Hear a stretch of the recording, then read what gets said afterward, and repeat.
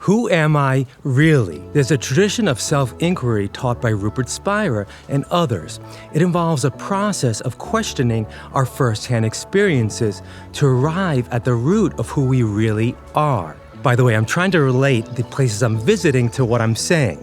And this one might be a stretch, but let's go with it.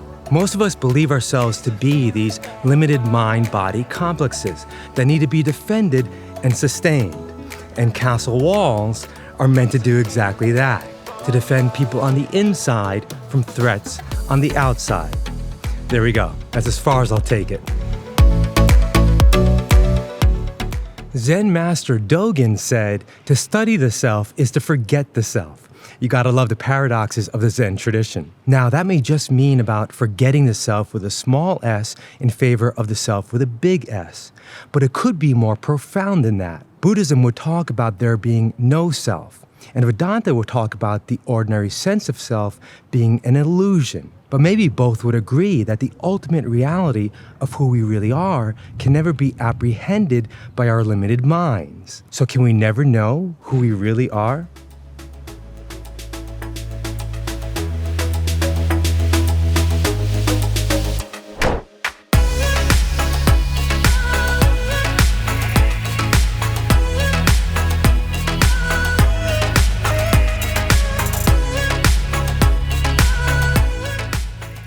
Our confinement to these individual bodies and minds may be our ordinary sense of self. But if we introspect further, we start to get a sense of something deeper, an essence to who we are that is unchanged and unaffected by our constantly changing thoughts and feelings on the inside and our constantly changing perceptions of our bodies and the world around us on the outside. I explained this a little in my last video of how we can get a sense of self that's a single, unchanging, aware being. And no one does it better in taking us through this process than Rupert in his meditations here, all of which can be found on YouTube. But whatever we really are, we at the very least have the undeniable sense that we're the subject of experience. We are that which experiences. We are that which knows anything. And that which knows can't be known. It's the subject of all knowing, and as such, can never be objectified. The subject can't be the object. It's like the eye that can't see itself, except by looking at itself as a reflection in the mirror.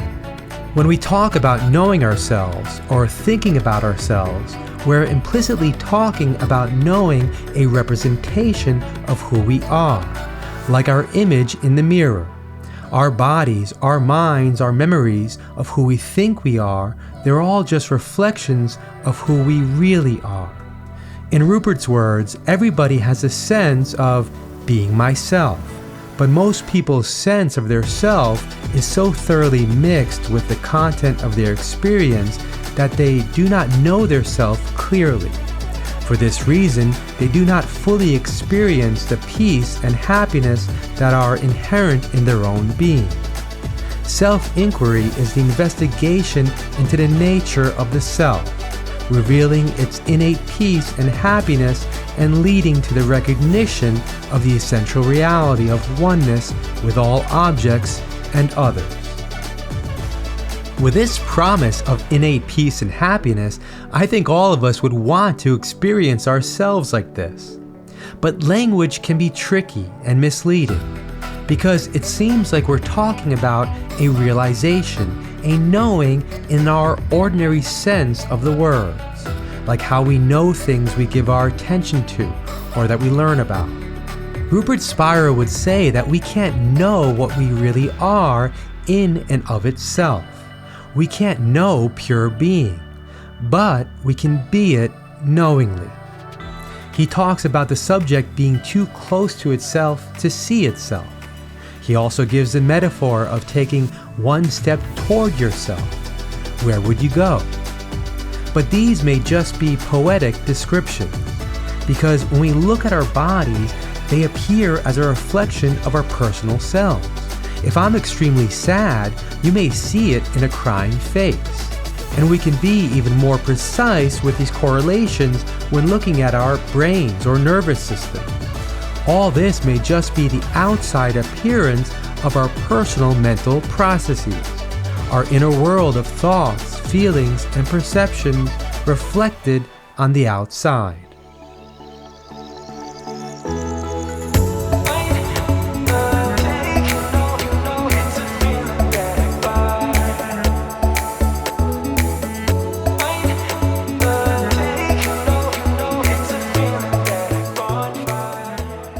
And when looking at the universe at large, that may be a reflection of a universal mind. But can we directly experience it? The traditional answer is that the subject can't know itself. It can only know objects of its attention. It's that which knows. It's the knowing element of all experiences. But why can't it know itself? Rupert has said that from its perspective, it does know itself simply by being itself. But when we talk about knowledge, we're referring to our ordinary sense of knowledge, where we apprehend an object or idea that we're giving our attention to. But the ultimate reality of who we are is supposed to be prior to space-time. It therefore can't be grasped by our ordinary thinking, since we think in terms of 3 dimensions of space and 1 dimension of time. It's what our logic is based on. Beyond it is an indescribable and even inconceivable reality. We can only know it by being it. But the stunning claim of wisdom traditions is that we can't really escape it because we are it. Consciousness is all there is to reality. We are it and can never be anything else. The philosopher Bernardo Kastrup talks about some compelling scientific evidence that supports consciousness as fundamental. He argues that the so-called physical world is ultimately mental and only appears to us as it does on our screen of perception. Likewise, spiritual traditions have used the word illusion to describe the world. The physical world only appears as something that exists independently and outside of consciousness. But in fact, it may all be in consciousness. However, not necessarily in our individual minds. There's obviously an outside objective world that's beyond each individual's thoughts, desires, and perceptions. We're limited in what we can know and control with our minds. But that objective world doesn't have to be made of a completely different substance called matter. It may be mental, too. Mental experiences are, after all we really know. Even the so-called physical world is perceived by us mentally. The distinction would be that the apparent world is part of a bigger mentation, or universal mental processes. That is what we intuit the word real to mean something that exists no matter what we think individually, no matter how we perceive it, think about it, or wish it to be different. If ultimate reality is consciousness, as idealist philosophers throughout the ages have claimed, and as Bernardo now claims, we should be able to get a glimpse of it at its purest levels. We are conscious beings after all. The purest form of consciousness would be prior to any thought. It would be mere potential for thought or subjective experience. It's what mystics and yogis throughout history have claimed to experience in deep meditative absorption called samadhi. They are experiences of our limited minds of the universal infinite mind firsthand. Now, I haven't experienced that myself, but I would assume it would have to be a non-ordinary experience, an experienceless experience. But if it can be reported on after, talked about and written about by so many in history, it has to be an experience nonetheless. It must be an experience beyond space-time, though. A timeless experience. For someone hard-headed and skeptical like me, I feel like I would really need to have such a timeless experience to more fully believe deep in my bones that this infinite consciousness is really who we are.